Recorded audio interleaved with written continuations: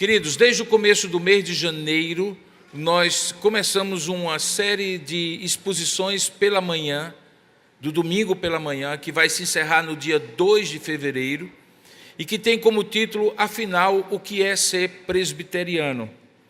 A ideia é que, enquanto a nossa escola bíblica dominical esteja em recesso, obrigado, Henrique, enquanto a nossa escola bíblica dominical esteja em recesso, nós possamos aproveitar ainda por mais 2 semanas o privilégio de estudar o que significa a nossa identidade confessional. E quando a gente fala de identidade confessional, como você pode ver aí, nós estamos falando de algo que é importante para nós, porque a confissão de fé, aquilo que nós cremos, está um pouco fora da configuração, talvez na transmissão, ela não apenas reconhece e expressa a nossa identidade, mas também ela direciona a nossa missão. Descobrimos o que somos quando entendemos o que cremos. E ao entender o que cremos, imediatamente somos direcionados por Deus no sentido daquilo que temos que fazer como igreja. A missão da igreja de um modo geral e a missão específica da igreja local, nossa aqui ou outra congregação, que é formada por indivíduos e comunidades e igrejas como nós somos, que conscientes naquilo que creem, podem imediatamente fazer a sua missão, o propósito que Deus tem na vida deles. Isso claramente ficou estabelecido na primeira parte, que foi o primeiro estudo, quando falamos da importância da identidade confessional. No segundo estudo, nós começamos digamos assim, elemento básico do que é ser presbiteriano. Essa igreja tem esse nome presbiteriano, porque ela se fundamenta no governo dos presbíteros, pastores ou presbíteros regentes, que formam um conselho local e que tem várias instâncias numa igreja como a nossa, denominação como a nossa, por exemplo, a Igreja Presbiteriana do Brasil, que tem presbitérios, sínodos e o Supremo Concílio. Mas tudo começa com o núcleo básico, a unidade de cada presbítero, que nesse segundo estudo eu chamei dos guardiães da doutrina e do governo da igreja. Como eu falei, é possível que a igreja não tenha condição de ter um pastor efetivo e o presbitério indique aquele pastor para fazer os atos que são exclusivamente do pastorado. Mas essa igreja não será igreja se não tiver presbíteros. Ela pode até ter um pastor designado, porque não pode ter um pastor efetivo, no sentido de pagar o seu próprio pastor, sustentá-lo e assim por diante. Mas se ela não tiver presbíteros, ela não é igreja presbiteriana, ela é uma congregação presbiteriana. Por quê? Porque, como vimos no segundo estudo, os presbíteros são escolhidos por Deus, eles são anciãos, chamados por Deus para ser bispos, supervisores do rebanho. Aqueles que olham a igreja e o rebanho de cima, não no sentido de um isolamento, de uma separação, mas de uma supervisão espiritual para que o rebanho, não apenas do ponto de vista da doutrina, mas também do ponto de vista do governo e da dinâmica da igreja, esteja sendo conduzida na direção que a palavra de Deus expressa. Portanto, faz parte da função dos presbíteros, que são chamados anciãos, não porque são idosos, mas porque são mais experientes na fé, mais maduros na fé, mais consistentes naquilo que creem. Eles têm a ver com essa supervisão, a missão que eles têm, como também o pastoreado, junto com o pastor efetivo ou pastores auxiliares de todo o rebanho. E tudo isso nos torna pastores e presbíteros humanos, na verdade, pastores auxiliares do grande pastor, do supremo pastor, que é o Senhor Jesus Cristo. Imagine um grande rebanho de milhões de pessoas que tem um único pastor e que, enquanto essas ovelhas estão aqui na terra, ele separa porções como essa e diz assim: aqui está pastor Robson, a quem eu chamei, a quem eu capacitei para se tornar um pastor auxiliar que me auxilie no dia a dia, junto com outros colegas, para tomar conta desse rebanho. E assim ele faz, distribuindo vocações e dons para que esses pastores sejam, junto com os presbíteros, aqueles que pastoreiem o rebanho. Isso foi a tônica do segundo estudo que fizemos. Depois nós falamos da necessidade de que isso tudo, aquilo que nós cremos, aquilo que nós ou nos organizamos, ele se expresse no culto que nós oferecemos a Deus. E aí eu fiz uma provocação ontem na minha rede social, dizendo assim, que se as pessoas quisessem entender realmente, não com caricaturas, nem com nomenclaturas, nem com rotulações, mas pudessem entender por que que o culto presbiteriano, e não apenas presbiteriano, o culto bíblico de um modo geral, o culto cristocêntrico, que tem Cristo no centro, não tem determinados elementos ou determinadas situações que às vezes você vê em outros tipos e tradições religiosas que viessem hoje, porque o tema é justamente esse, o culto cristocêntrico e o princípio bíblico doutrinário que regula o culto, e é o tema de nosso estudo de hoje. Ou seja, nós hoje vamos entender como a nossa identidade, que determina a nossa missão, a partir do governo dos presbíteros, também influencia a maneira como cultuamos. Nada do que aconteceu aqui, ou que acontecerá à noite, ou em qualquer culto do Senhor, no dia do Senhor, ele é fortuito. Existe uma liturgia, que é a tradução de uma palavra, ou a transliteração de uma palavra que significa serviço, e que é aquilo que nós viemos oferecer a Deus, e que talvez seja o primeiro ponto que eu quero enfatizar. Quando nós dizemos que nós estamos aqui para cultuar a Deus, e não para assistir um culto, é porque a tônica não está naquilo que nós viemos obter, como se nós viemos para receber uma bênção de Deus, como muitas vezes é propagado em outras tradições. Venha e Deus vai libertá-lo, venha e Deus fará milagres, venha e Deus lhe fará prosperar, venha e Deus tem reservado a sua bênção. Que Deus haverá de nos abençoar toda vez que nós cultuarmos a Deus, não tenha dúvida. A presença de Deus é abençoadora, mas não é essa a nossa motivação. No Antigo Testamento havia uma expressão que era a expressão santa convocação. E o que era uma santa convocação? Era quando Deus que marcava um dia e uma hora, inclusive regulada na lei, para a qual todo o povo de Deus tinha que vir, de crianças até os mais idosos. Era uma convocação. E é esse o sentido do culto. O culto é uma convocação. Nesse sentido, eu e você temos o dever de cultuar. Esse dever, obviamente, é um dever consciente, não é uma mera obrigação que a gente faz reclamando e achando ruim, embora talvez alguém o faça. Mas é um dever consciente. E baseado em quê? Baseado em quem Deus é e como ele será apresentado nesse culto, como já foi em cultos anteriores. O nosso missionário Cavalcante falou uma coisa bem interessante, que nas etnias com as quais ele trabalha, o culto pode demorar um dia inteiro, e a questão não é se demora um culto um dia inteiro ou não, mas é a lógica que funciona na mente daqueles indígenas. Ora, se antes a gente passava um dia inteiro adorando o sol, a lua, as estrelas, ou falsos deuses, e nós não tínhamos problema no tempo com isso, e nos dedicávamos, e festejávamos, e nos alegrávamos dentro daquela concepção equivocada, pagã, que ainda não tinha sido esclarecida pela palavra de Deus. E hoje, que nós conhecemos a verdade, que nós temos não apenas conhecido a verdade, mas sido abençoados pela verdade, então não é um dever, uma obrigação, no sentido de um sacrifício, estar na presença de Deus. E aí, se é 5 minutos ou 5 horas, a depender da cultura, a depender do tipo de liturgia, tudo se justifica quando a pessoa tem a sensação, a certeza de que está ali para prestar um culto. Ora, se Deus lhe trouxe aqui hoje, portanto, você está aqui convocado por Deus. Eu sei que talvez Deus não apareceu hoje pela manhã na sua casa e disse, vamos lá, está na hora, você está convocado. Talvez Deus não tenha feito isso, mas Ele já fez, na sua palavra. Na sua palavra há inúmeros momentos em que Deus convoca-nos para adorar. Por isso não é opção nossa, sendo bem sincero, dizer assim, esse domingo eu vou ou não vou para a igreja.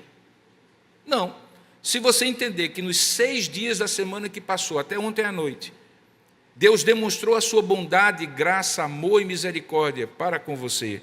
No primeiro dia do novo ciclo de semana, porque para nós a semana começa no domingo e não na segunda, por isso o nome é segunda, e o domingo é o dia do Senhor, nós não temos opção de dizer, vou ou não vou para o culto. Na verdade, nós somos convocados para isso. Significa dizer, para ser bem sincero com você, e espero que você não ache isso uma dureza, quando você não vem para o culto, você está em pecado. Porque você está desobedecendo a uma convocação a Deus. É verdade que você pode estar doente, e o Deus amoroso e gracioso e bondoso haverá de lhe abençoar para que na próxima ocasião que você estiver em condições físicas você possa vir. Mas não deu vir para o culto porque você dormiu demais, porque você está cansado demais, porque qualquer outro motivo, você está recebendo alguém na sua casa e que de repente tomou a sua agenda do domingo e você, puxa pastor, não vou poder ir. Na verdade, querido, diante de Deus você está em pecado, porque você não atendeu a uma convocação. Você tem todos os outros 6 dias para se dedicar a tudo aquilo que faz parte da sua vida. Seus negócios, ganhar dinheiro, eventualmente ter um momento de recreação, dedicar tempo às pessoas. Para muitos de nós, inclusive, no sábado nós não trabalhamos, muitos aqui não trabalham, pelo menos depois do almoço do sábado. Então há tempo para tudo. No domingo é o dia de estarmos na presença de Deus. Por quê? Porque o primeiro ponto de um culto cristocêntrico é que ele é uma convocação. E um privilégio, querido irmão, um privilégio. Hoje, de manhãzinha cedo, quando a misericórdia de Deus se renovou para com você, milhões, literalmente, milhões de pessoas acordaram sem vida. Alguns desses eram crentes, como você, até melhores do que eu como crentes e como você. E eles não estão cultuando, a não ser agora no céu. E eles não têm mais a oportunidade de estar aqui. Estar aqui é um grande privilégio, além de um grande dever que cumprimos.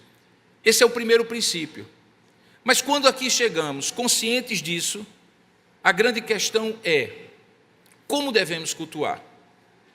E quando pensamos em como devemos cultuar, nós temos que pensar num texto bíblico que eu uso como base da nossa exposição, estudo bíblico de hoje. Abra sua Bíblia, por favor, em João capítulo 4, e eu vou ler apenas 2 versículos e dar um pouco do contexto, e baseado nesse texto, poder ministrar para você e detalhar para você o que eu estou falando. Eu sei que eu já comecei na jugular de vocês, dizendo que vocês estão em pecado, porque no domingo que vocês não vêm, vocês não estão atendendo a convocação, mas vocês sabem que pastor é assim mesmo. E eu faço com amor, porque eu sei que você não terá uma boa semana se não encontrar Deus no primeiro dia. Como também não terá um bom dia se não encontrar Deus nas primeiras manhãs, nas primeiras horas da manhã. Você sabe disso, não sabe? É só lembrar das suas experiências. Primeiro dia prepara a gente para a semana inteira. E as primeiras horas do dia preparam o dia inteiro. Deus primeiro, as outras coisas depois. É assim que crente vive. O que é que diz a palavra de Deus em João capítulo 4, 23 e 24? Não precisa projetar, pode permanecer assim, porque você está com a sua Bíblia e você certamente conhece esse texto. Se você não está, acesse ou veja aí com a pessoa que está ao seu lado. Diz assim, palavra de Jesus: mas vem a hora, e já chegou, em que os verdadeiros adoradores adorarão o Pai em espírito e em verdade. Porque são esses tipos de adoradores, que adorarão o Pai em espírito e em verdade, que o Pai procura para seus adoradores. E Jesus justifica essa afirmativa. Ele diz, Deus é espírito, e importa que os seus adoradores o adorem em espírito e em verdade. O que significa isso? primeiramente, que Deus procura adoradores, porque Ele é um Deus para ser adorado. Deixa eu explicar para você. Não existe essa ideia de que você não adora a algo ou alguém. Os indígenas que adoram a natureza, eles fazem uma substituição. Mas mesmo aqueles que vivem na urbis, aqui na urbanidade de uma cidade, ou em qualquer outro lugar, o ser humano que foi criado à imagem deste Deus, que é para ser adorado, é um ser humano adorador por natureza. Ele adora a si mesmo, ele adora os seus planos, ele adora as pessoas que ama, ele adora os seus projetos de vida, ele adora dinheiro, fama, poder, ele adora prazer. Todas as vezes que Deus não está sendo adorado por um ser humano, algo é colocado no lugar, porque no altar do coração humano não existe espaço vazio para não ser adorador. Nem sempre essa adoração é consciente. Às vezes você está naquela fronteira entre amar e dedicar-se a alguém, sem perceber que isso foi ultrapassado, e se aquela pessoa deixasse de existir, você chegaria capaz de dizer assim: minha vida acabou. Na verdade, você consegue entender a fronteira, o limite sendo rompido, quando você faz duas perguntas, acerca de alguém ou acerca de algo na sua vida, para você verificar se aquilo está no lugar de Deus. A primeira é: sua vida perderia todo sentido se você perdesse esta pessoa ou esta coisa? Porque se essa vida perdeu todo sentido, é porque, na verdade, você ultrapassou e, além de amar, você está venerando, você está dedicando o melhor do seu tempo, do seu talento, do seu tesouro, que cabe apenas a Deus e não a ninguém mais. Segundo, o que você está disposto a fazer para obter essa pessoa, conquistá-la, mantê-la, torná-la feliz, ou esta coisa que você tanto ambiciona? Você está disposto, por exemplo, a desobedecer à lei de Deus para alcançar aquilo? Vou dar um exemplo claro. Quando a gente mente, e a gente é ensinado a não mentir, e mentira é pecado, claramente, a gente não mente só porque mente. Normalmente a gente mente porque algo mais precioso do que a verdade nos fez iludir, a ponto de alguém dizer, ou a nossa própria mente dizer a nós, que é melhor mentir do que contar a verdade, porque se eu não mentir, eu perco isso. Por exemplo, eu perco o respeito das pessoas, a credibilidade diante das pessoas, o carinho diante das pessoas, o amor das pessoas, o dinheiro que eu vou perder se eu falar a verdade naquele negócio, o prazer que eu vou deixar de ter, o plano que não vai se cumprir. E ali, automaticamente, eu faço uma substituição. Eu tiro Deus do centro e eu coloco algo. E o nome disso é idolatria. E a maior de todas chama-se egolatria, a adoração de si mesmo, dos seus próprios prazeres, da sua própria carne. Então, quando o texto diz que vem a hora, e já chegou, em que os verdadeiros adoradores adorarão o Pai, é porque existem verdadeiros adoradores e adoradores falsos. Não tem não adoradores. Percebe a lógica do texto? Ele está dizendo assim, ele está dizendo, adorar você vai adorar. E não apenas quando está na igreja, em qualquer momento da sua vida, todo ato que tenha sentido, tenha propósito, é um ato de adoração verdadeira ou não. E é fácil confundir isso. Por isso que, entre outros benefícios do culto, o culto reposiciona você centralizado naquele que é o que deve ser adorado. E quando você sai daqui, as coisas lá fora têm um outro sentido, porque você reordenou sua prioridade quando colocou de volta Deus no centro. E aí as demais coisas vos serão acrescentadas. Então existe uma maravilha no culto, e não é só quando você se emociona, é quando você é impactado pela palavra de Deus, de tal maneira que você repensa, arrepende-se, reposiciona, ressignifica valores, princípios, opções, decisões e escolhas. E esse é o maior benefício. Por isso que é uma grande tolice quando nós dizemos assim, entrei no culto e saí do mesmo jeito. Problema seu, não é de Deus. Se a palavra foi fielmente pregada, você não poderia sair do mesmo jeito. Você poderia sair mais triste, mais arrependido, mais repensando a sua vida. E seria uma bênção se isso acontecesse sempre, porque nós sempre temos alguma coisa para repensar. E você poderia sair muito feliz também, porque Deus, além de dizer para você, você está errado, eu vou lhe dar uma outra chance. Deus renovou a graça de Deus em Jesus Cristo.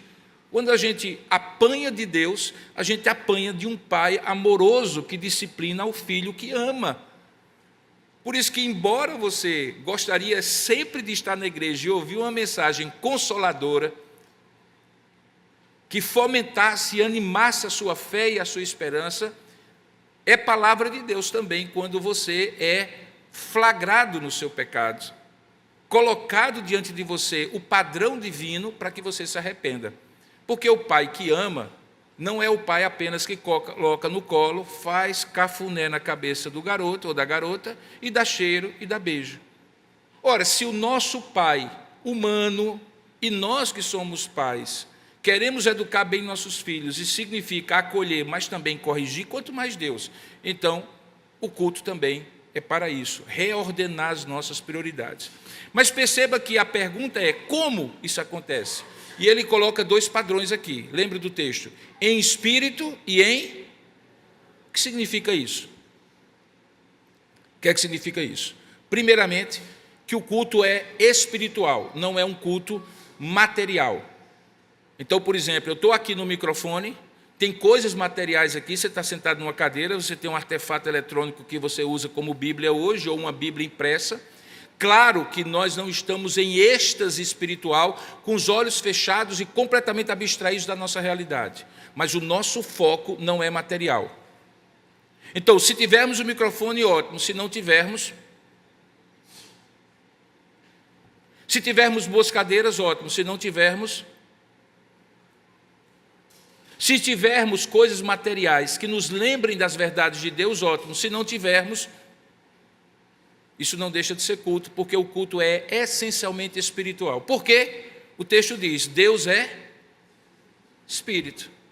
Quando Deus cria o homem, mesmo se você tiver uma certa dúvida se Deus criou corpo, alma e espírito, como três partes diferentes, o que a gente chama de tricotomia, ou se Deus criou parte imaterial e imaterial, e essa parte imaterial é a alma humana que tem uma função espiritual, que se chama dicotomia, independentemente da discussão, nós somos um espírito que habita num corpo, nós não somos um corpo que tem um espírito, porque a ênfase de Deus não é sobre o nosso corpo, é sobre o nosso espírito. Por quê?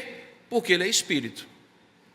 Se você encontrar em algum lugar um jumento ou um cavalo de joelhos, você não imagine que ele está orando. Por quê? Porque ele não foi criado à imagem e semelhança de Deus. Mas quando um ser humano se ajoelha materialmente, porque os joelhos dele são materiais, o corpo dele são materiais, em tese, você ouve o que ele está dizendo e a atitude dele, você logo conclui, esse ser humano feito à imagem de um Deus espiritual está conectado pelo seu espírito a este Deus, porque o culto é espiritual.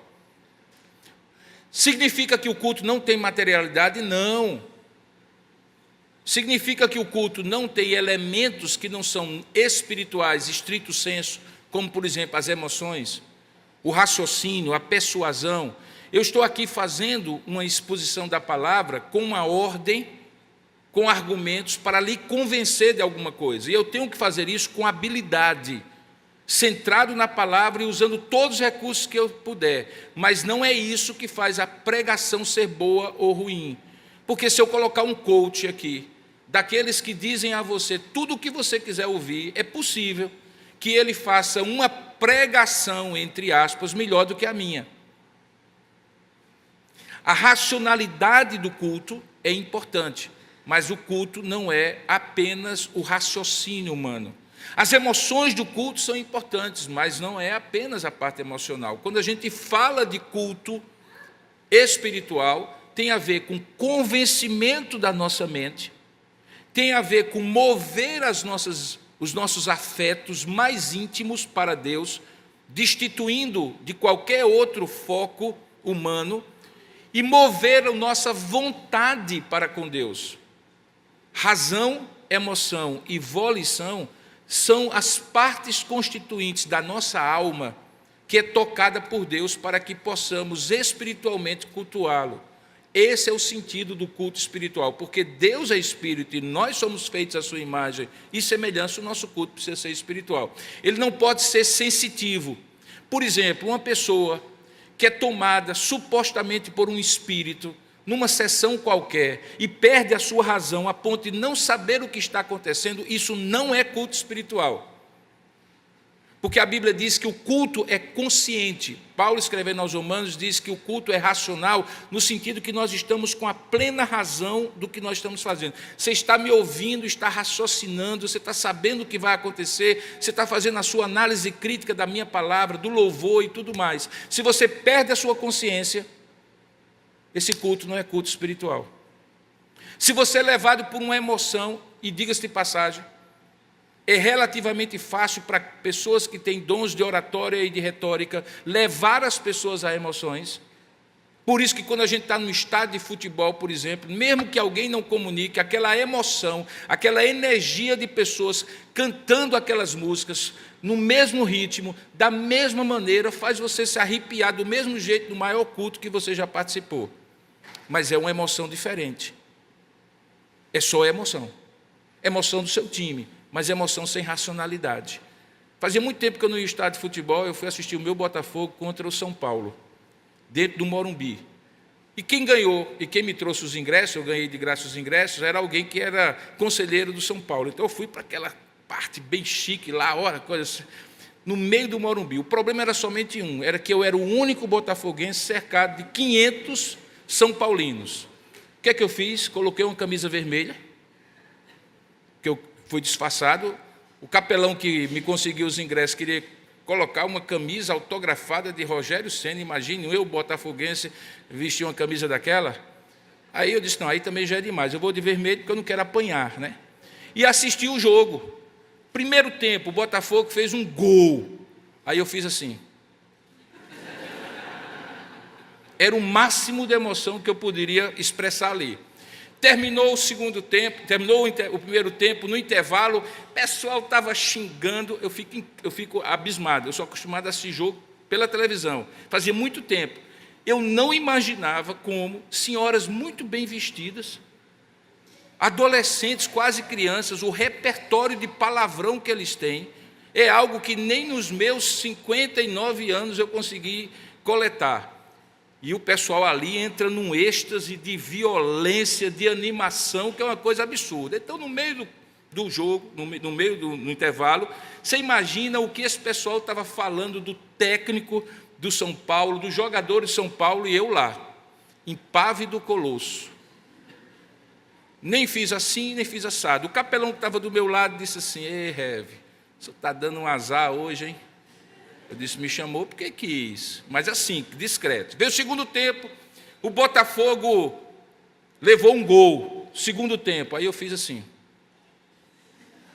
Foi o máximo de emoção. Acabou o jogo para os pênaltis. Aí nos pênaltis nós ganhamos. E aí o cara que estava do meu lado disse, para mim,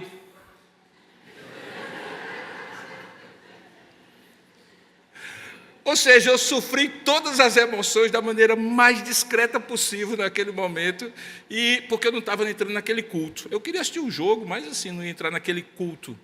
No culto no sentido de ser uma apreensão desenfreada de emoções, que muitas vezes sem racionalidade. Então, o primeiro aspecto é que esse culto precisa ser espiritual. Espiritual no sentido que ele seja racional, tenha sentido para você, tenha começo, meio e fim. Culto não pode ser um samba do crioulo doido, que você não sabe como começa nem sabe como termina. Ele tem uma ordem, daqui a pouco eu vou falar sobre ele. Mas ele precisa ser em verdade. E o que significa essa palavra em verdade? Ele precisa estar regulado por um princípio de uma verdade objetiva, porque senão cada um aqui, dentro da sua emoção, da sua subjetividade, vai dizer assim, agora eu quero cantar, pastor. Aí, enquanto um está orando, o outro está cantando, enquanto um está pregando, o outro está fazendo coreografia ou qualquer outra coisa, porque como é em espírito e eu tenho que me expandir, eu faço o que eu quiser. Não. Tem um princípio regulador do culto. E esse princípio é baseado na verdade. Que verdade? Qual é a verdade absoluta que norteia a nossa fé e nossa prática? A palavra de Deus. Quando vocês se batizam, vocês dizem assim, ou eu pergunto, você crê que a Bíblia Sagrada, no Antigo e no Novo Testamento, é a palavra de Deus, constituída da aliança do Antigo e do Novo Testamento, e você a reconhece como sua regra de fé e prática, de modo que tudo aquilo que você precisa crer e não crer, e tudo aquilo que você precisa fazer ou não fazer, está ali normatizado, você diz sim. Significa o quê? Que a Bíblia é o seu manual. Preste atenção, gente. Eu sei que tem muita criança, mas preste atenção, isso aqui é importante. Ele é o seu manual. Ele tem regras para o culto. Isso fica muito claro. A gente chama de princípio regulador do culto. E é sobre isso que eu gostaria de falar, porque até agora eu só fiz a introdução da mensagem. Acabou aqui, viu? Será que é porque caiu, hein? É, exatamente. Vamos ver agora. Aê! Então, o que é o culto a Deus? Veja aí o que é o culto. Uma definição que eu compartilho com você. O culto é expressão do pacto de Deus conosco. Deus nos convocou porque fizemos parte, em algum momento da nossa vida, do culto a Deus, do povo de Deus. Nós antes éramos mortos em nossos delitos e pecados, Ele nos vivificou, nos regenerou, nos adotou na sua família, e ao sermos adotados na sua família, fizemos um pacto com Ele por meio de Jesus Cristo. O culto é a expressão desse pacto, de modo que tudo aquilo que cremos deve estruturar a nossa liturgia. Nossas crenças, por exemplo, na soberania de Deus. Lembra das doutrinas da graça que eu expliquei domingo passado? Nossas crenças na soberania de Deus, nossa crença na depravação do homem, na mediação de Cristo, na aplicação da obra de Cristo pelo Espírito Santo, a centralidade da Escritura e também a nossa teologia do pacto devem estar presentes em nossa liturgia. Por que é que nós tivemos há poucos minutos um momento de contrição e confissão? Por quê? Porque nós cremos na depravação total do homem. Se nós chegássemos aqui e ninguém nos dissesse que nós somos pecadores, nós não precisaríamos confessar. Mas porque cremos que somos pecadores, nós precisamos confessar. Por que é que nós começamos o culto louvando e adorando a Deus? Porque antes de confessar os nossos pecados, nós precisamos entender, antes de entender quem nós somos, quem Deus é. E o louvor é o elogio, e a adoração é a apresentação de quem Deus é, o seu ser e os seus atributos. Por isso que você não pode ter um culto em que você confessa o pecado primeiro e depois louva e adora, porque você pode estar confessando pecados apenas naquilo que você entende que é pecado, sem que haja uma exposição clara de quem Deus é e de como Ele é altíssimo diante da sua limitação. Então, quando a gente faz louvor e adoração, a gente está apresentando a Deus e adorando e elogiando o Senhor. Isso nos leva a entender a dimensão desse Deus infinito e, consequentemente, quando olhamos para nós, dizemos assim, puxa vida, estamos muito aquém disso.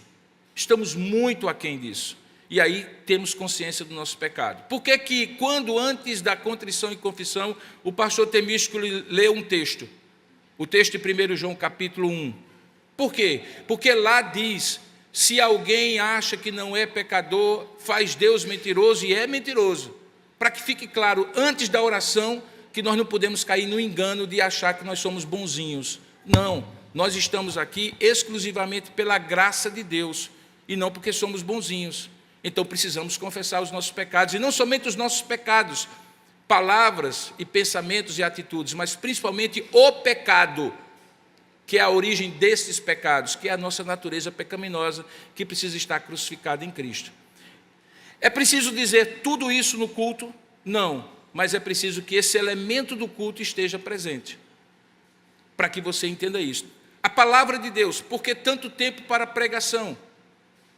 Eu já disse aqui algumas outras vezes, por que que nós não teríamos no domingo, ou não teremos no domingo à noite, um culto só de louvor? Louvor é tão bom, pastor.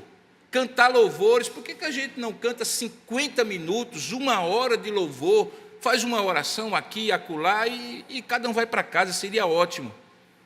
Porque o culto precisa ser centrado neste momento em que Deus fala conosco. E fala conosco num milagre, porque eu sou tão pecador quanto você. Mas como alguém orou aqui antes, que a palavra do pastor seja a tua palavra por meio dele. Não é assim que nós cremos? Então esse momento precisa ter toda a nossa concentração, toda a nossa atenção, toda a nossa dedicação. Tudo o que acontece antes caminha para isso. E tudo o que acontece depois é consequência disso. O centro do culto é a exposição da palavra. Para nós presbiterianos isso é absolutamente importante. Então, quando nós dizemos que todas as nossas crenças na soberania de Deus, em tudo mais que está exposto aí, norteiam o nosso culto, é porque eles fazem parte dos princípios que vão nos ajudar a dizer, essa parte do culto precisa melhorar, essa outra aqui precisa ser ajustada. Quando eu sento com a equipe que vai ministrar o louvor e todo o culto e elaboro uma liturgia, eu separo os tempos necessários para cada uma das partes e centralizo o maior tempo para a pregação da palavra, porque se eu tiver 5 minutos para pregar e o resto do tempo todo, não será um culto centralizado na palavra. E não é só questão do tempo, é a fidelidade. Alguém diz assim, mas não seria só o caso de dizer um versículo só e a partir daí criar um sermão em cima? Não, nós somos da palavra e expomos a palavra. Por que um sermão presbiteriano é um sermão mais elaborado? Não é porque ele é mais intelectualizado, não. É porque antes de eu aplicar o texto para você, eu tenho que explicar o texto para você compreender que o que eu vou dar de exortação para você não é baseado na minha cabeça, é baseado no texto. Então, tudo isso é elaborado a partir do que a gente crê como expressão do pacto de Cristo conosco.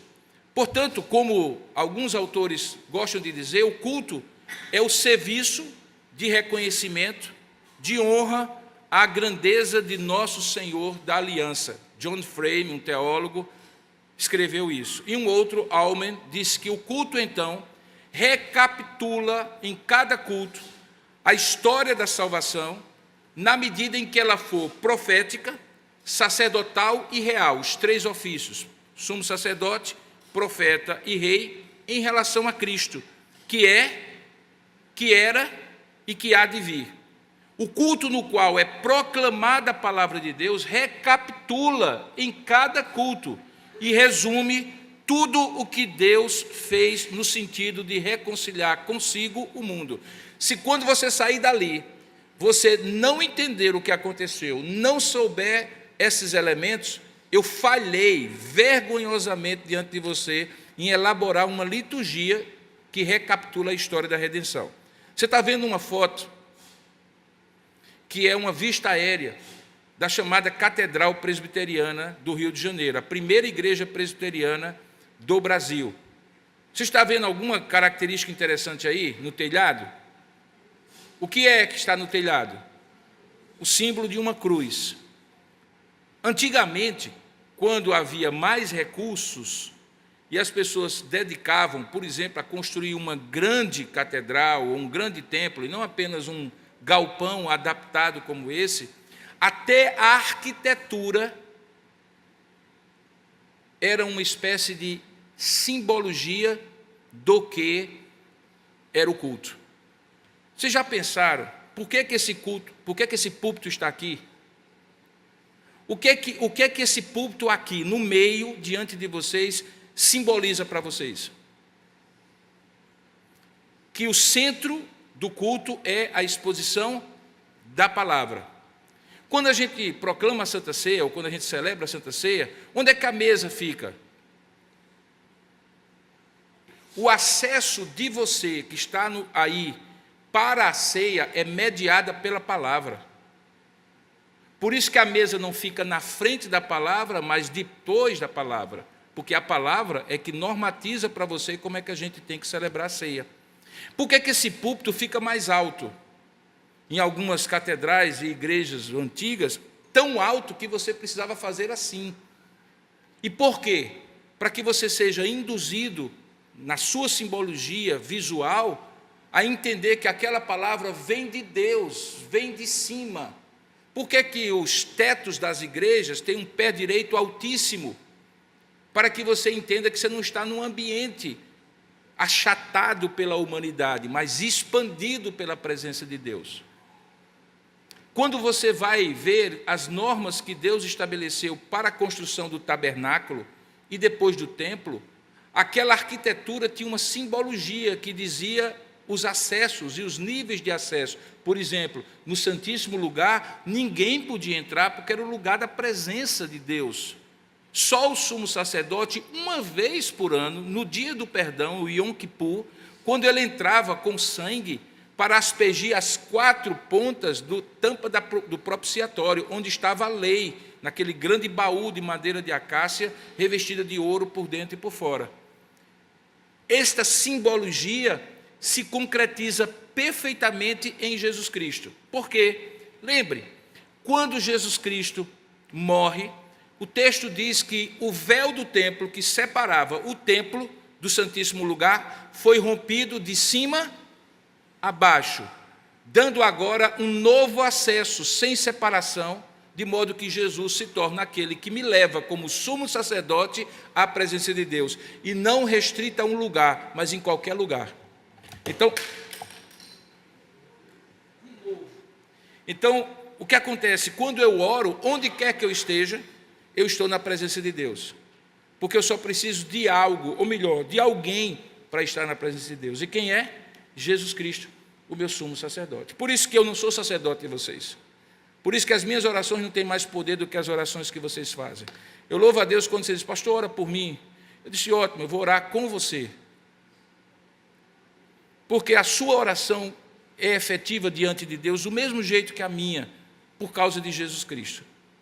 Então, o culto é o serviço desse reconhecimento e a expressão dessa verdade. Veja o que a confissão de fé, que é um dos nossos símbolos de fé, diz sobre o culto no capítulo 21, no primeiro parágrafo. Ela diz assim: o modo aceitável, portanto, de adorar o verdadeiro Deus é instituído por Ele mesmo. E é tão limitado pela sua vontade revelada que ele não deve ser adorado segundo as imaginações e invenções dos homens, ou sugestões de Satanás, nem sob qualquer representação visível. É isso que está lá? Não, é não. Aí, nem sob qualquer representação visível ou de qualquer outro modo não prescrito nas Sagradas Escrituras. Por que é que nós não temos imagem de escultura no culto protestante, particularmente presbiteriano? Para que você não olhe aquela imagem de um suposto Jesus que pode ter sido feito com toda a beleza de um artista, com toda a inventividade, e você pense que Jesus é aquilo lá. E não é.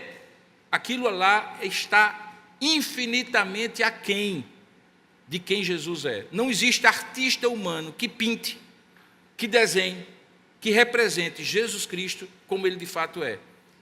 Não é apenas porque aquilo pode lhe induzir à idolatria, mas é porque aquilo está aquém. Você já teve em feirinhas aí, Pipa, outros lugares, que tem aqueles artistas de rua, né?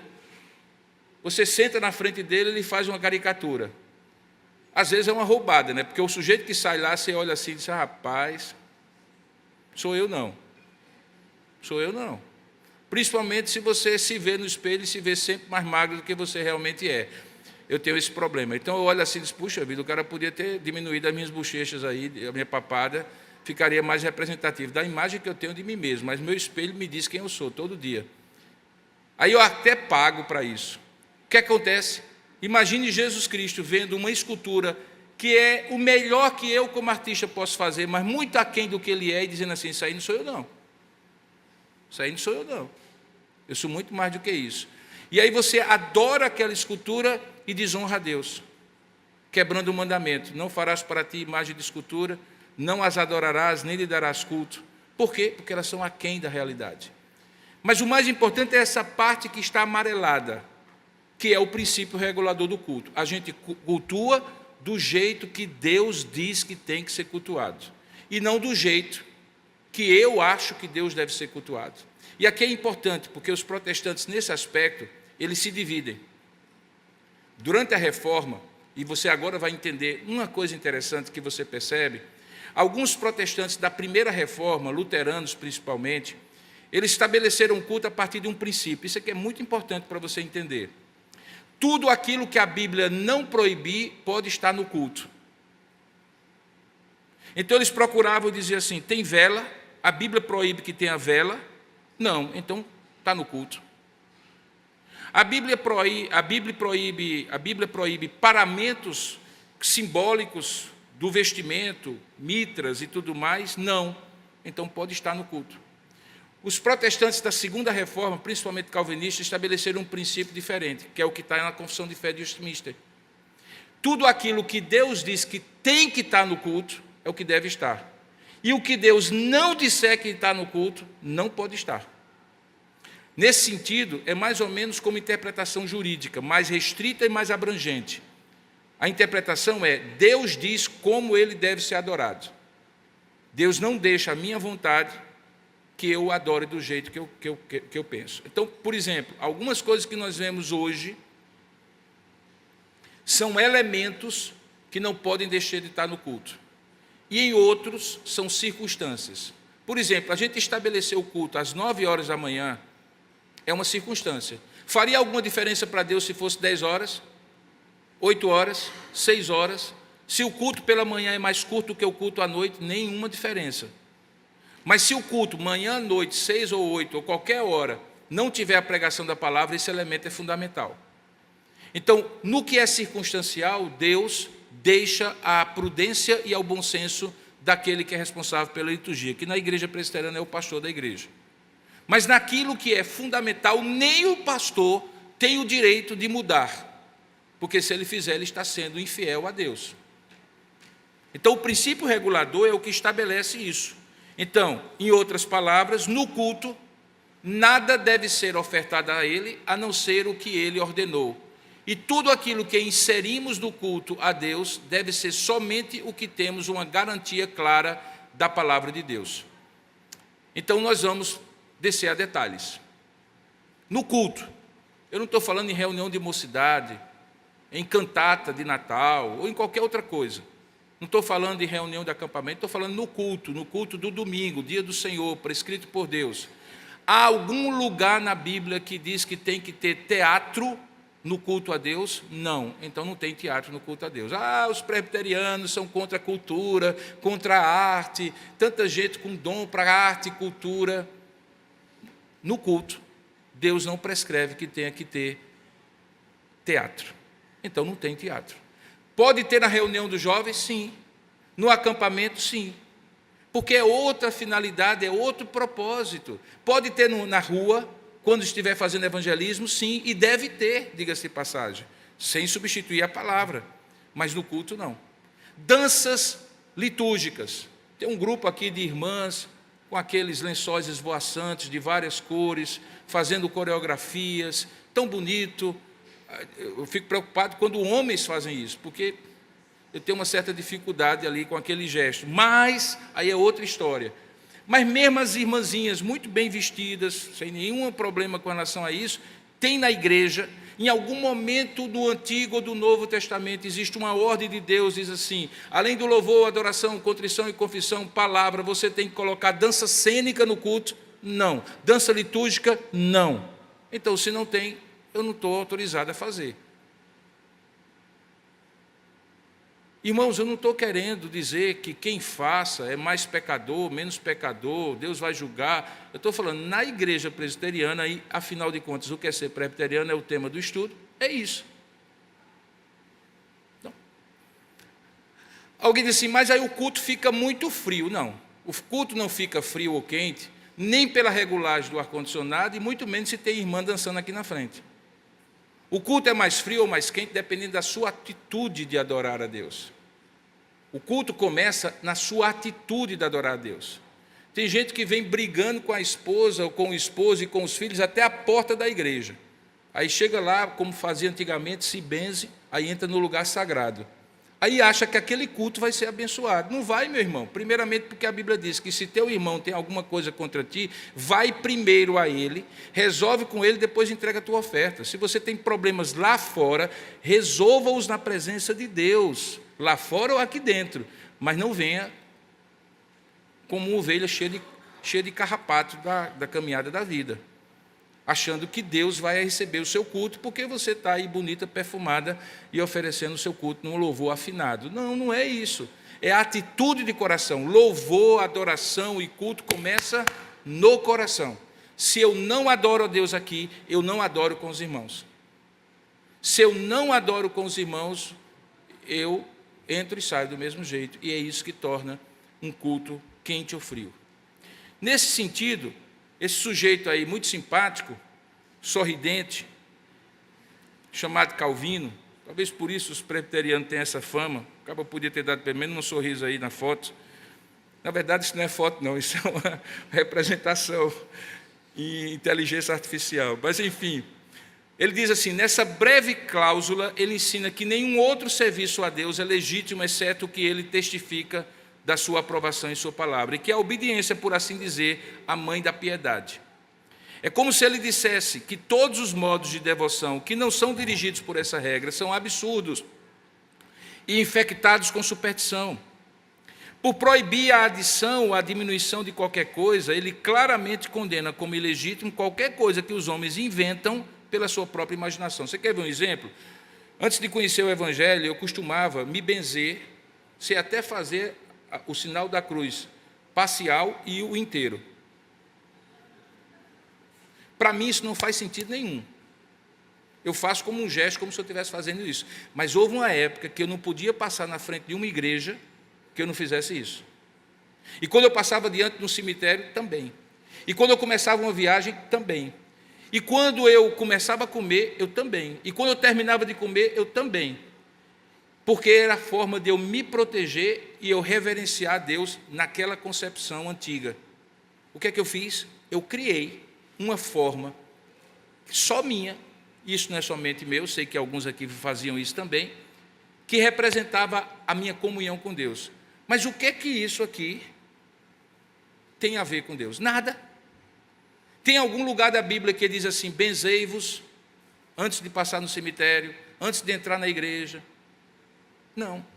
Vou dizer mais uma que nós crentes inventamos e que também não é bíblico.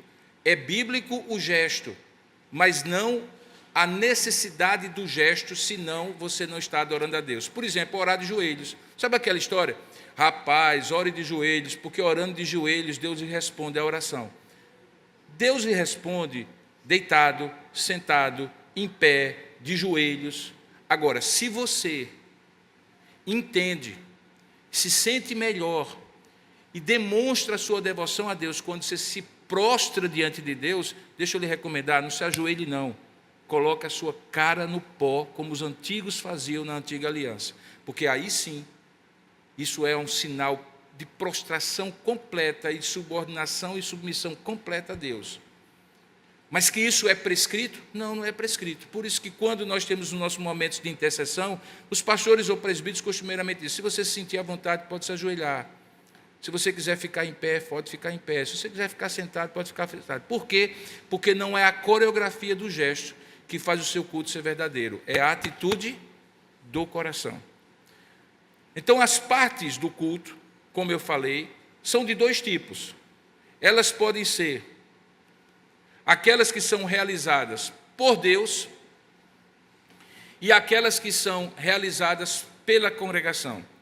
No primeiro tipo, os adoradores são receptivos. No último, são ativos.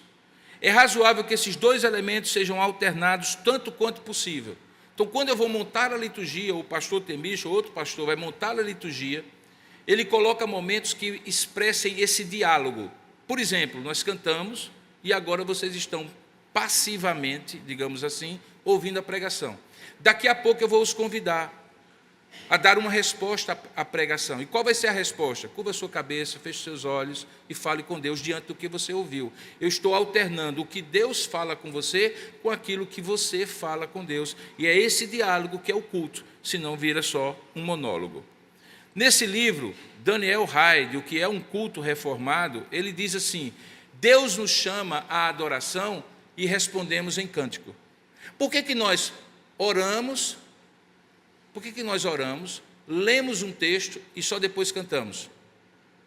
Porque a oração é chamada oração de invocação, porque Deus está presente em todos os lugares, mas está especialmente presente quando o povo se reúne para adorá-lo. E nós estamos não chamando Deus, porque Deus está aqui.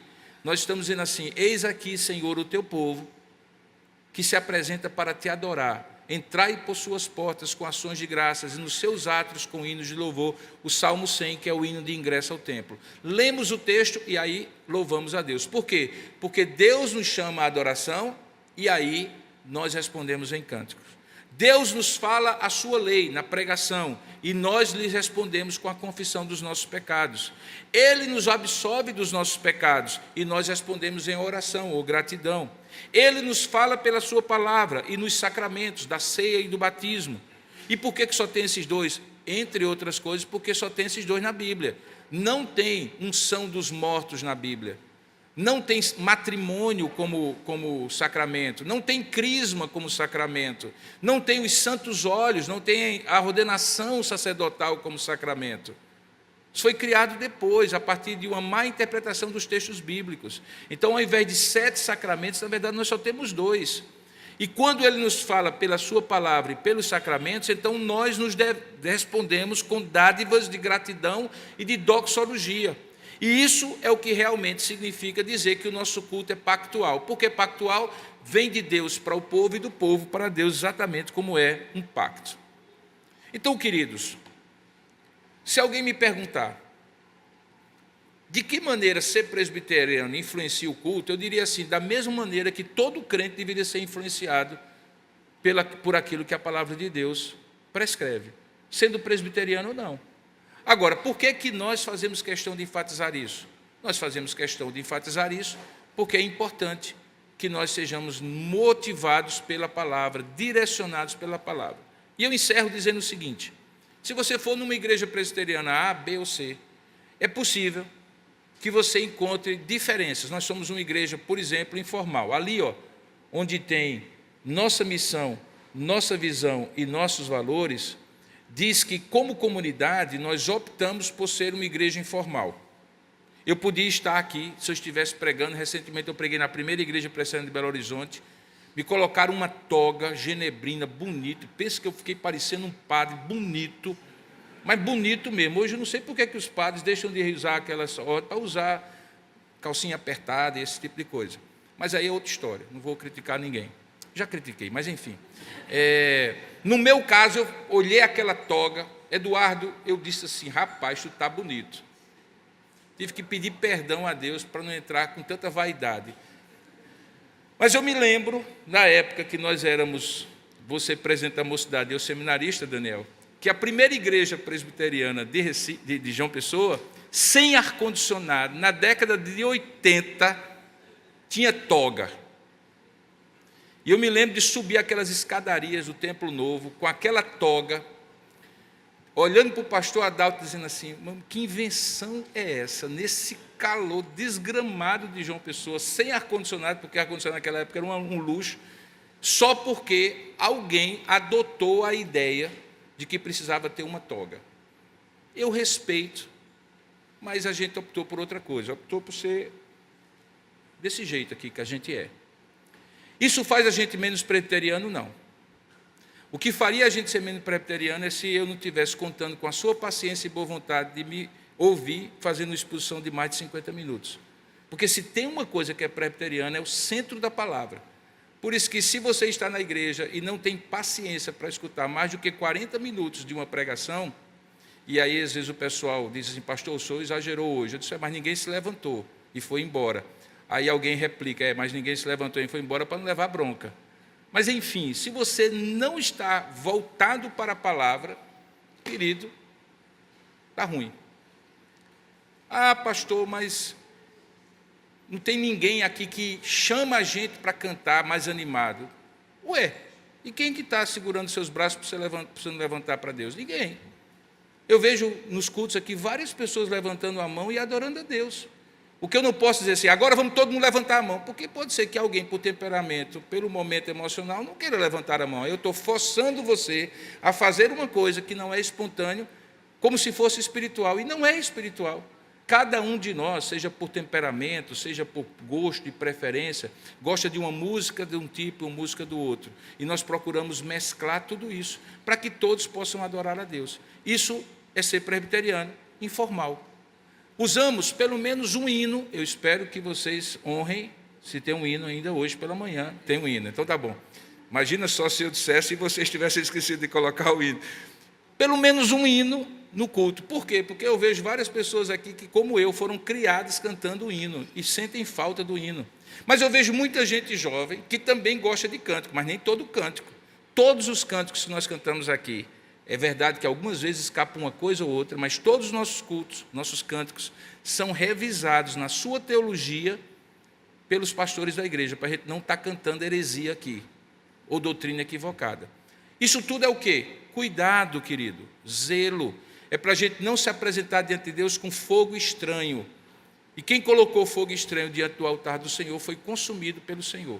Então, a adoração feita da nossa vã imaginação é fogo estranho no altar de Deus. E isso é que nós queremos, não queremos.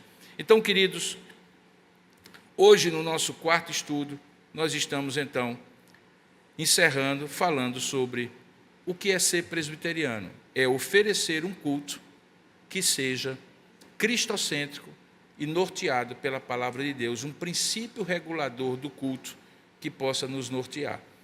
Quando os nossos músicos tocam, eles tocam desejando oferecer a melhor liturgia, não são profissionais, eles ensaiam quando podem, comprometidos, oferecem o melhor louvor, o coro jovem, o coro de adultos. Nós entendemos que isso é uma maneira de você adorar a Deus, oferecendo os seus dons e talentos. E todos nós somos convidados, portanto, para orar e também adorar o Senhor. Como nós fizemos em ocasiões anteriores, eu gostaria de abrir a oportunidade para 2 ou 3 perguntas que houver, para que algum ponto que não ficou claro seja esclarecido. Obviamente que essa parte ela está sendo possível porque nesse momento de recesso da escola dominical nós estamos nos aproximando do encerramento e não vamos ter aula depois. Então, se tiver alguém que quiser fazer uma pergunta, é a hora. Levanta a mão, o microfone vai chegar até você, você não vai precisar segurar o microfone, não vai tomar choque, mas você vai poder perguntar e todos vão poder ouvir. Se houver alguém, é agora.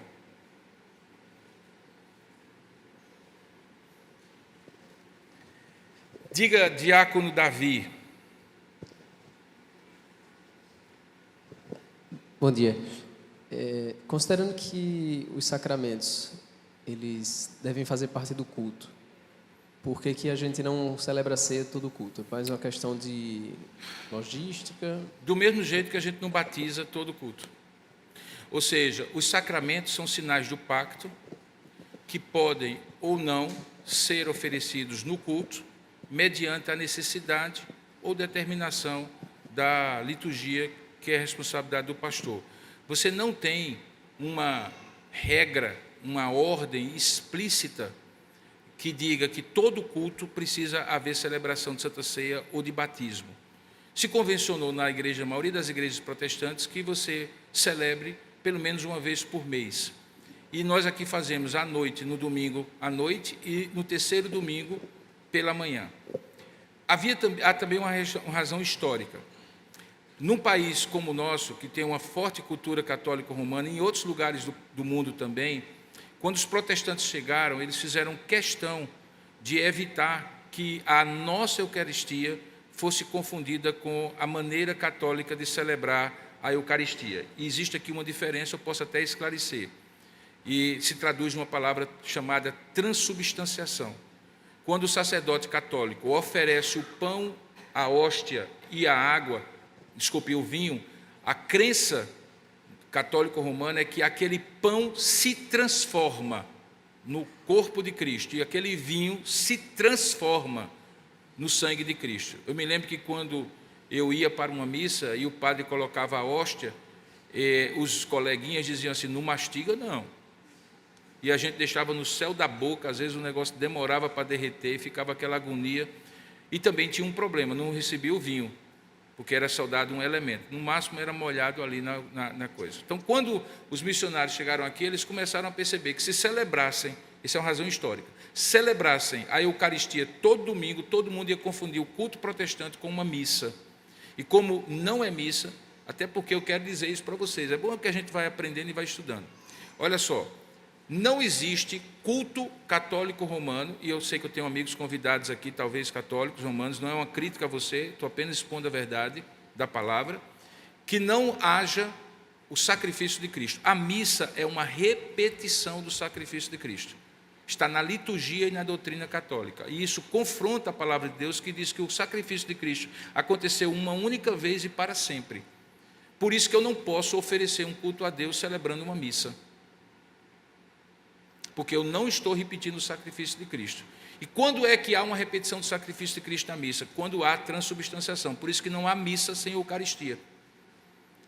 Você pode ter outros tipos de celebração, mas uma missa tem que ter Eucaristia. Por quê? Porque naquela hora o sacerdote, e só o sacerdote, tem o poder de transformar o pão, a hóstia em corpo de Cristo e o vinho em sangue de Cristo. Então, nesse sentido, nós nos distanciamos dessa tradição cristã, obviamente, não é pagã, é uma tradição cristã dentro do catolicismo romano, que nós entendemos que não tem fundamento bíblico. Agora, há igrejas presbiterianas e protestantes no Brasil e fora do Brasil, que uma vez entendendo e sendo doutrinados os membros da igreja, que aquilo não é missa, aquilo não é Eucaristia, aquilo não é transubstanciação, têm celebrado a Eucaristia todos os domingos. Não é proibido, não é vedado. O que não pode é ficar tempos e tempos sem celebrar, porque aquilo é um sacramento, um mandamento de Deus. Certo? Então é só por isso. É um tipo da coisa que não tem uma prescrição. Tem exemplos no livro de Atos que nos dias do Senhor, quando eles cultuavam, partiam pão. Mas não há uma ordem para que seja todo domingo. Tá? Outra pergunta. Bom dia, pastor. Uma pergunta vai puxando outra, né? Aí, querido, muito bem. Por que algumas igrejas protestantes não falam em Santa Ceia, mas em Ceia do Senhor? São vários nomes para o mesmo sacramento. Cada um deles enfatiza um aspecto do sacramento. Por exemplo, Eucaristia traduz o verbo euharisten, que em grego significa ações de graças, pensando naquele momento que Jesus eleva o pão e dá graças a Deus. Então a ênfase é nesse sentido. Mas eles são termos intercambiáveis. Tanto pode ser Santa Ceia, como Santa Comunhão, como Eucaristia ou como Ceia do Senhor. Eles são termos que apenas enfatizam. Por exemplo, quando você fala Santa Comunhão, a ênfase é na comunhão. Quando você fala em Eucaristia, é porque você está dando uma ênfase nas ações de graças. Quando você chama Santa Ceia, é porque você está separando aquela ceia de qualquer outra refeição. Ela está separada, ela é santa, e assim por diante. Mas não existe nenhum impeditivo. Eu gosto muito da palavra Eucaristia, eu uso muito a palavra Eucaristia. Mas posso, de vez em quando, usar também Santa Ceia, Ceia do Senhor, Ceia da Comunhão. Então não existe... Eu acho que é muito mais por preferência de quem vai fazer a liturgia, usar um termo ou outro. Tá? Outra pergunta, a última. Aí depois a gente ora e encerra. Bom, tem mais um aqui, aí eu já levantou, e aí você e depois o Siqueira. Pois não, irmão? Bom dia a todos. Bom dia. É muito comum, dentro da própria IPB, eu vejo que há uma divergência sobre a questão do princípio regulador do culto. Alguns grupos, ao menos ao meu ver, são minoritários e defendem, por exemplo, a salmodia exclusiva. É muito comum também, em alguns momentos do ano, né, em que é observado o calendário litúrgico, principalmente no Natal e na Páscoa, é comum nós recebermos críticas de grupos dentro da própria igreja que falam assim: vocês não são confessionais, porque na Escritura não há nenhuma ordem explícita que tais datas sejam comemoradas. Então, eu queria questionar dentro dessa perspectiva, né? Porque fala assim, nós temos uma confissão e o princípio regulador do culto consta dessa confissão, mas há diversas interpretações sobre o que a palavra manda ou não fazer. E, por exemplo, o que eu percebo é que há uma certa arbitrariedade sobre tratar circunstância e tratar o que é elemento do culto. Então, se o senhor puder tecer. Eu não diria que existe uma arbitrariedade, existe alguém responsável por isso. A Constituição da Igreja diz que o pastor é o responsável pela liturgia. Eu tenho aqui 4 presbíteros. Se qualquer um deles chegar para mim e disser assim, pastor, será que é possível? O senhor levaria em consideração que a gente pudesse ter um elemento do culto depois do outro? Às vezes eu combino isso com eles, não há problema nenhum. Mas se qualquer um dos presbíteros disser aqui para mim, pastor, está errado, o senhor tem que fazer assim, assim, assim, assim, nenhum deles tem direito de fazer isso, porque é prerrogativa exclusiva do pastor da igreja a liturgia da igreja. A não ser que ele seja denunciado ao presbitério por estar subvertendo os princípios de fé da igreja, ele é a pessoa que estabelece. Nesse sentido, o que talvez você colocou como termo arbitrariedade, na verdade é uma prerrogativa do pastor da igreja de aplicar esses princípios reguladores do culto da maneira que ele compreende, interpreta e entende ser o melhor para o povo. Por exemplo, eu já participei do culto, recentemente, inclusive, nesse ano de 2024 que passou, de um culto onde só se cantou os salmos. Eu me senti muito bem, não tive problema nenhum com isso. Foi uma opção litúrgica do colega pastor. Ele cantou o culto, cantou só os salmos, metrificados de acordo com a métrica de Genebra, ou de alguém que havia composto, tentando ser, na visão dele, o mais próximo daquele culto que chamaria-se de culto reformado. Não havia ninguém na frente, as pessoas que cantavam estavam todas na primeira fila, era só um violão e um teclado, e todo o pessoal que cantava estava sentado ou em pé, dependendo do momento da liturgia, cantando em uníssono, sem divisão de voz e assim por diante. Eu me senti bem porque eu abstraí a mudança litúrgica que ele fez e concentrei-me se os salmos eram salmos mesmo, se a palavra estava sendo pregada, se o culto estava equilibrado. Se você disser assim, pastor, vamos adotar isso aqui, eu vou dizer não, porque a liturgia é minha, não é sua. Então, se um presbítero disser assim, a partir de agora vai ser só salmodia exclusiva, eu vou dizer assim, você está na igreja errada, tem que substituir o pastor primeiro, porque eu não entendo que a Bíblia estabelece que só salmos devem ser cantados. A Bíblia diz, quando fala aos Efésios, salmos e cânticos espirituais. Então, liturgia também inclui composições atuais, contemporâneas, mais antigas, mais recentes, que podem ser juntas com o salmo, cantadas para o louvor a Deus. O que é o critério que a gente tem que estabelecer? É se a teologia, a doutrina daquela música está correta de acordo com a Escritura Sagrada. Se ela é e precisa ser esteticamente agradável, porque obviamente a gente canta o que gosta, no sentido da melodia fazer sentido para a gente, que as pessoas que estão fazendo o culto, cantando aqui, elas não estão performando como se estivessem se apresentando num show, elas estão cantando, elas estão louvando a Deus, adorando a Deus e nos ajudando a adorar a Deus, nos conduzindo no louvor a Deus. E aí pode ser um coro, pode ser um dueto, um solo, uma banda, pode ser com metais, sem metais, pode ser uma orquestra. Tudo isso são, na minha opinião, elementos circunstanciais que vão depender de cultura para cultura. Por exemplo, lá na tribo onde Cavalcante trabalha, ou com as etnias que ele trabalha, é muito provável que haja mais expressão corporal do que numa liturgia da nossa igreja.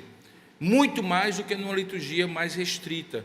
Mas eu entendo que é um dado cultural lá. Se você vir cultos presbiterianos na África, você vai ver um povo animado mesmo, muitas vezes assim, com expressões muito claras no culto, de gestos, e assim por diante. Você vai no culto de uma igreja de negros nos Estados Unidos, você vai ver um culto completamente diferente, inclusive alguns deles presbiterianos, mas usando muita harmonia vocal, muitas coisas bonitas do negro espiritual e aquela tradição toda.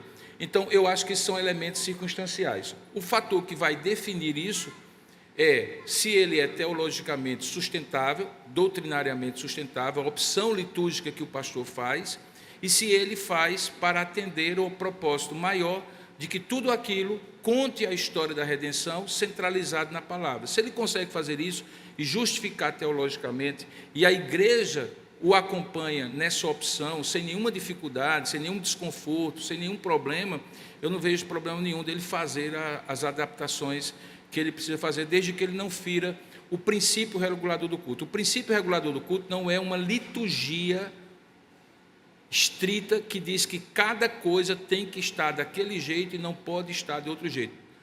Teve uma época, muitos aqui acompanharam, que quando a bateria entrou nas igrejas, era um problema sério, porque as pessoas achavam que só podia se tocar ou cantar na igreja com piano ou com órgão, que são instrumentos europeus ou anglo ou americanos, que não fazem parte da nossa cultura.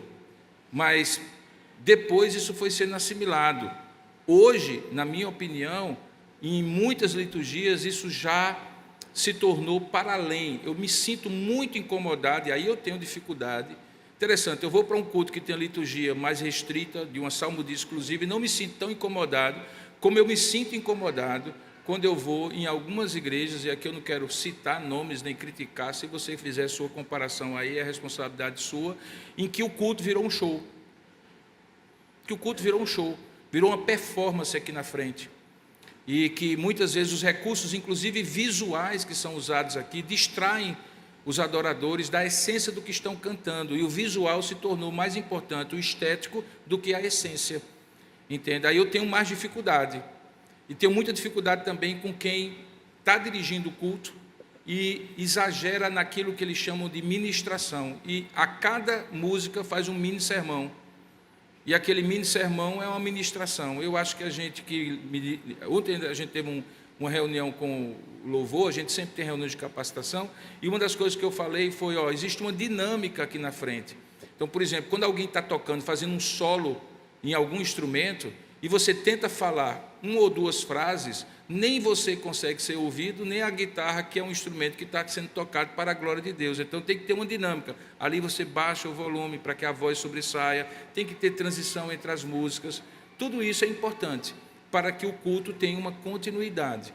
Mas tudo isso são elementos circunstanciais. Mesmo sendo importantes, são circunstanciais.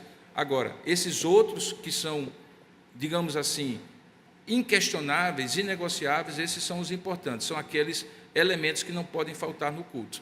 Então não tem um problema nenhum com quem fizer uma liturgia que para a sua comunidade seja só de salmodia exclusiva, contanto que ele não queira dizer que essa é a única forma de liturgicamente uma pessoa confessional na igreja presbiteriana adorar a Deus, porque aí quando ele faz assim, ele está desrespeitando o princípio regulador, que não é de uma liturgia rígida, é de respeito com princípios, e o pastor como o gestor dessa liturgia, prerrogativa exclusiva dele, certo?